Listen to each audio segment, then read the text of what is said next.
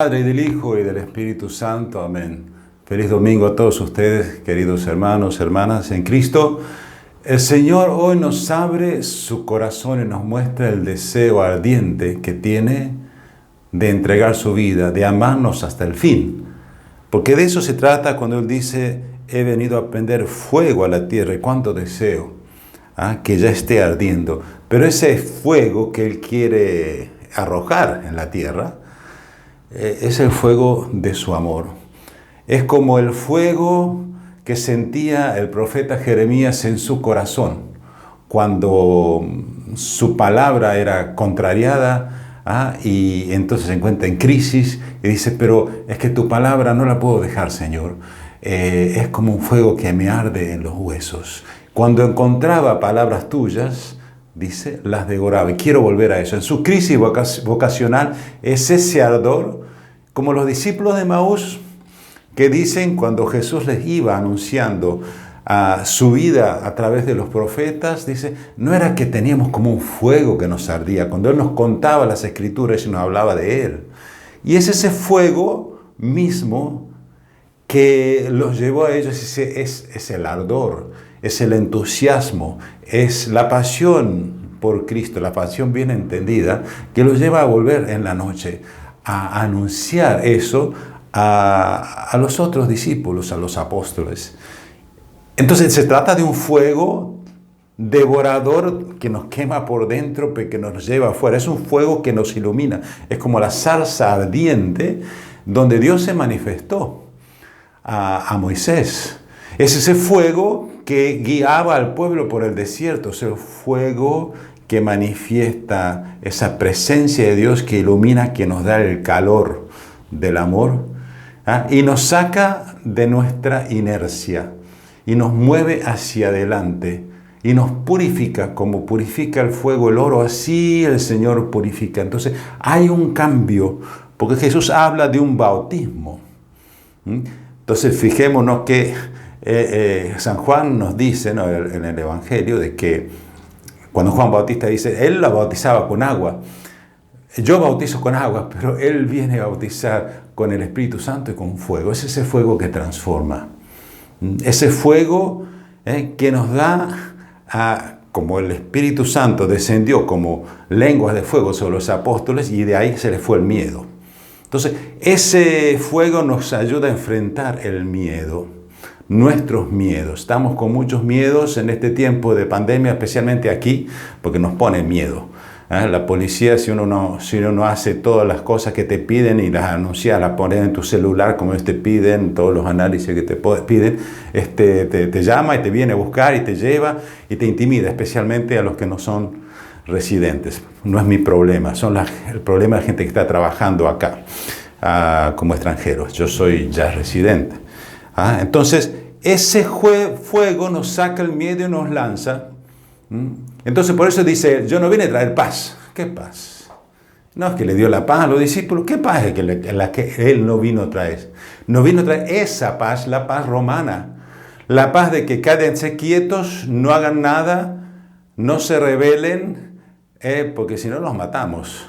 Y por eso es esa división que Él trae, la división que Jesús trae, opera primero dentro mío para darme cuenta que hay cosas en mí que están mal. Y entonces hay una lucha interior, hay un combate primero interior que me hace optar por la verdad, por Cristo. Entonces, si optar por la verdad significa dejar cosas que antes me guiaban y que no son los principios de mi vida, y entonces me hacen tomar una opción, ordenar mi vida de acuerdo a Cristo, como dice la carta a los Hebreos, pongan sus ojos fijos en Cristo, que es el autor de nuestra fe, es el perfeccionador de nuestra fe. Quiere decir que nuestra fe se va fortaleciendo en la medida que somos capaces de enfrentar las dificultades que están en nuestra vida. Fijémonos en Jeremías, pobrecito, lo tiraron a un pozo. ¿Por qué? Porque él decía la verdad,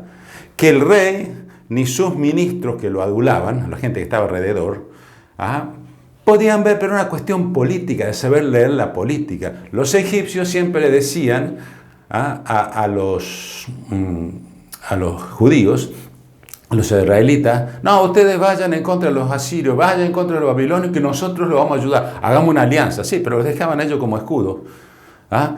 Así que de esa manera, porque tenían que pasar por ahí, hay un corredor que viene del norte, pasa por toda la costa del Mediterráneo, digamos así, y entraba después en Egipto, ¿no? Cruzando el Mar Rojo. Pues entonces ellos lo usaban siempre, a los sirios, a los palestinos, a los israelitas, lo usaban como escudo.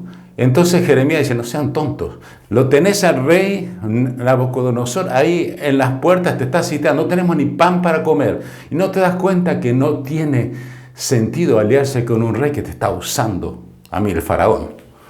Es una cuestión ni eso podían ver. Entonces Jeremías dice, no, está desanimando a los pocos soldados que nos quedan, porque los otros lo habían matado. Pues estaban en un sitio, estaban sitiando la ciudad, no había pan, y eso no lo podían ver. Entonces el profeta habla de Dios, pero tiene la capacidad de discernir también la situación geopolítica.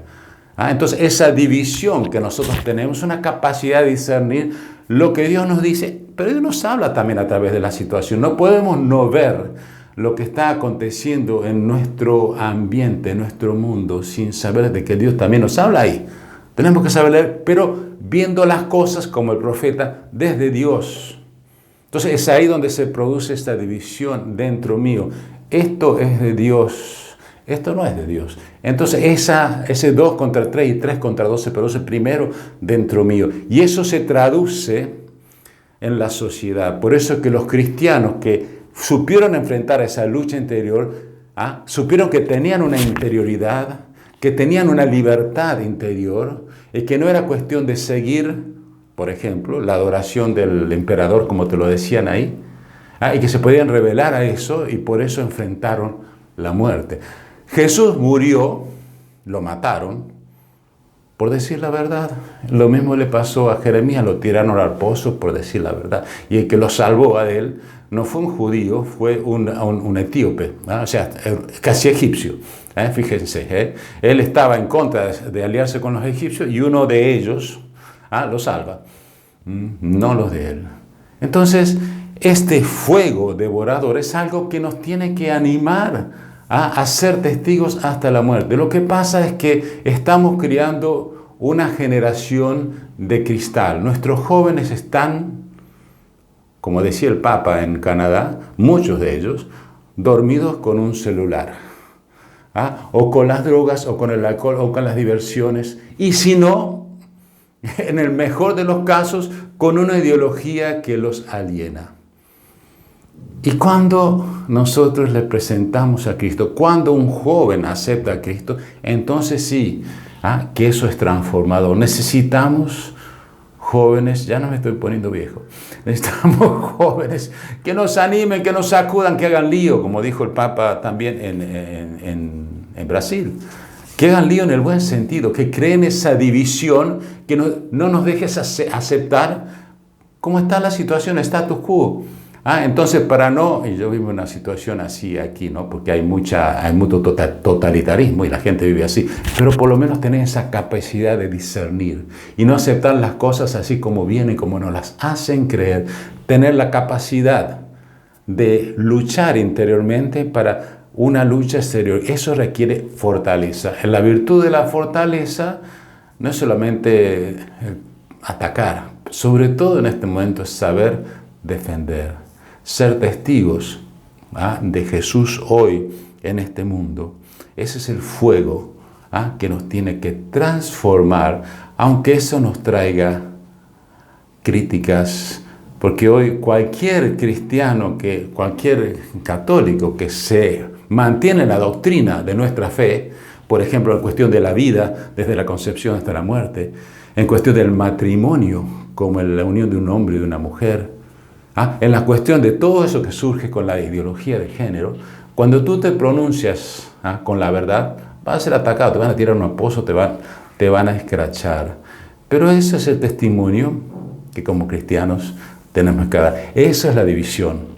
A mí me sucedió en mi casa con el asunto de mi vocación, porque pocos en mi familia aceptaron, salvo mi tía Betty, nadie en el primer momento me animó. ¿no? Mi abuela también, Cata.